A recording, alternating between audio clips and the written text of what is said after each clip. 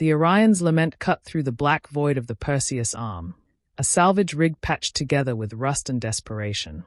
I'm Jessa Kane, comms officer, one of 7 aboard this creaking beast. We'd been drifting for weeks, chasing rumors of a lost freighter, the Calypso Dawn. The payout for its cargo, rare isotopes, could buy us out of debt. So when the signal hit, sharp and insistent, we didn't question our luck. Got a lock, I said, my voice steady despite the static clawing through my headset. The signal pulsed on my console, a jagged wave of noise, coordinates, faint and garbled, pointing to a debris field 2 light hours out. Captain Riza Varkis leaned over my shoulder, her scarred face lit by the screen's glow. That's it. Best I've got, I replied. It's weak, but it's there. Plot it, she ordered, turning to the crew. Rigs, engines. Milo, sensors. Let's move. Riggs, our grizzled engineer, grunted and shuffled to the engine bay.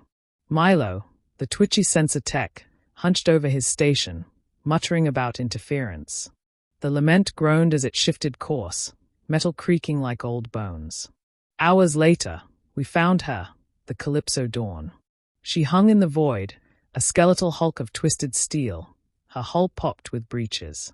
No lights, no heat signatures, just silence, except for that signal, louder now, drilling into my skull. Life signs? Riza asked, her tone clipped. Milo shook his head. Nada. She's cold. Then why's she singing? I muttered, tweaking the frequency. The static warped, and for a split second, I swore I heard a voice, low, pleading, cut off mid-word. Jessa. Riza's eyes narrowed. Glitch, I lied, shaking it off. Let's suit up. We prepped the boarding team, me, Riza, Riggs, and Vara, our medic, a quiet woman with steady hands and haunted eyes. The others, Milo, Dax the pilot, and Soren, our muscle, stayed behind to keep the lament running. The shuttle ride was tense, the Calypso growing larger in the viewport, a dark monolith against the stars. We docked at a ruptured airlock, boots clanging on warped metal as we stepped inside.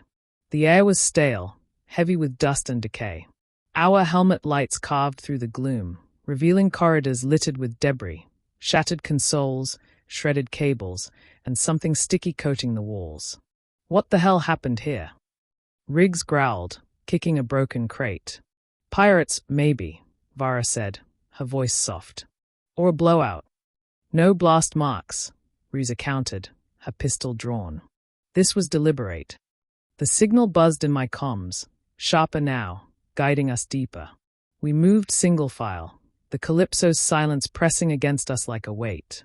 Then we found the crew, or what was left of them. In the mess hall, bodies slumped over tables, frozen in mid-motion. Their suits were intact, but their helmets were off, faces locked in expressions of terror, mouths open, eyes wide and milky. No blood, no wounds, just stillness. Dead how long? Riza asked, nudging one with her boot. Vara knelt, scanning. Weeks, maybe months. No decay, though. Something's preserving them. Creepy as hell, Riggs muttered, gripping his wrench tighter. I adjusted my comms, the signal spiking. It's coming from the bridge. Let's go. The corridors twisted, narrowing as we descended. Shadows danced at the edges of our lights, and the sticky residue thickened, glistening like wet tar. My headset crackled again, the voice clearer this time. Help us. Did you hear that? I froze, heart thudding. Hear what? Riza snapped, but her eyes darted around. Nothing, I said, swallowing hard. I wasn't sure anymore. The bridge loomed ahead, its blast doors ajar. Inside, consoles flickered faintly, powered by some dying reserve. At the center sat a transmitter, its screen alive with that jagged signal, except now it wasn't just noise.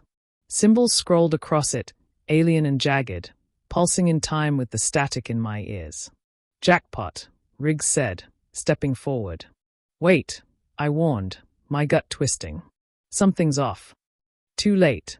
He touched the console, and the room erupted.